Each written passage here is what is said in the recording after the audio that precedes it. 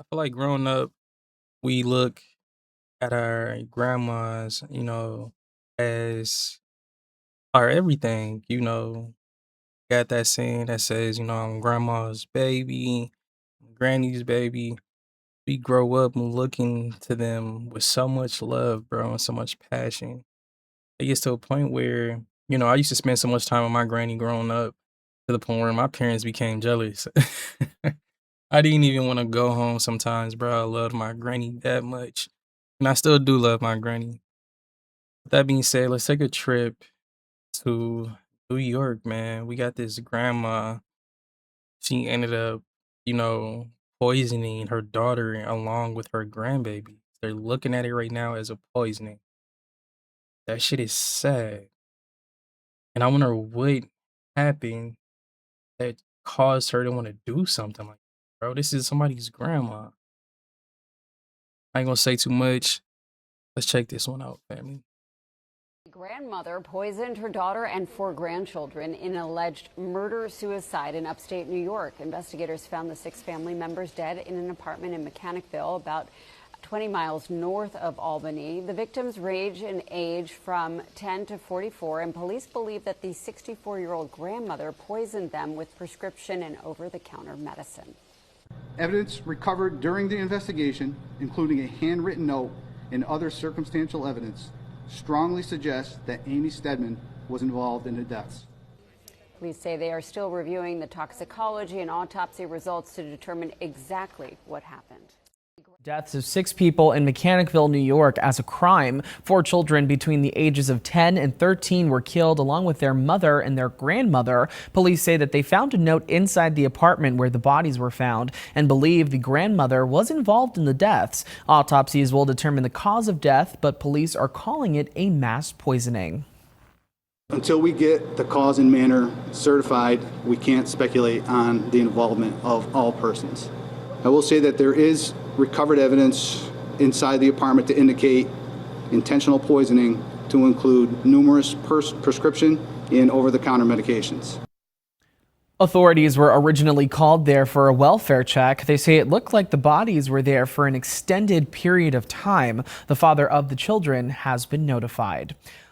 Trying to process the magnitude of this loss. 6 people dead, including 4 children. Yeah, News Channel 13's Kumi Tucker is live in Mechanicville this afternoon, talking with neighbors, friends, and people who knew the family.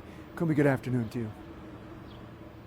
Good afternoon. Mark and Sabrina and I spoke to a woman who went to school with Sarah, the mother, in Mechanicville schools. They said they grew up together. It's really difficult to believe on such a beautiful day with so many children living around here that this behind me is where such a tragedy took place. Now, people around here say that the mother and her 4 children were very quiet, that they kept to themselves, that they didn't really go out very much, but they are still reeling from this tremendous loss of life. Earlier this month, a GoFundMe was created and shared by the mother, Sarah Myers. She said the kids are more important than her pride at the moment. The GoFundMe created by her friend said Sarah is a survivor of domestic violence and a very caring mother. Each of her children, it said, has unique needs, and she had to return to Utah to appear in a custody battle and had to face her ex in court. She was looking for money to get an attorney in Utah and cover travel costs. Neighbors say the family was quiet, and several neighbors say that the children were homeschooled now,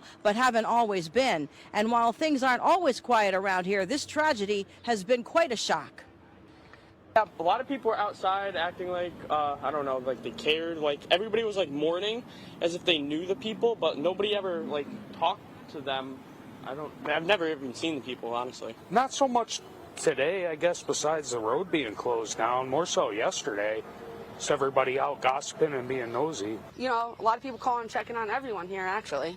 Pinging all through night, people that we don't really talk to, just checking on us. I believe this case blew up. The whole New York probably knows about it.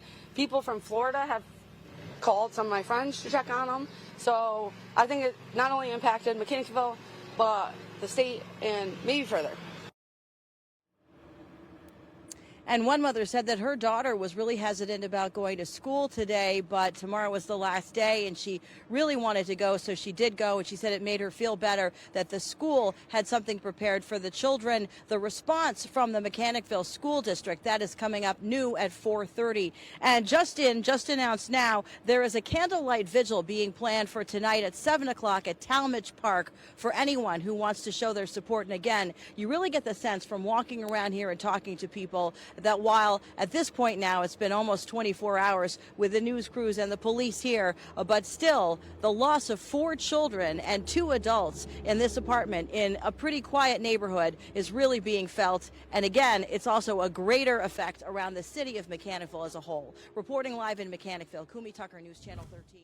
You know, the father of the kids came to light and spoke on the situation, and he basically said, you know, him and the mom was divorced. They've been going in through, you know, custody battle and things of that sort in court or whatever, going back to court. And, you know, that battle for the kids, you know, with the court wasn't healthy, bro. It was actually very toxic.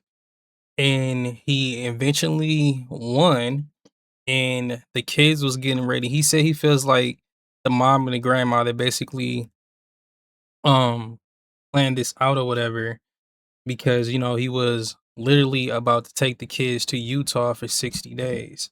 I guess he been trying to get them, you know, or visit or even see them for years.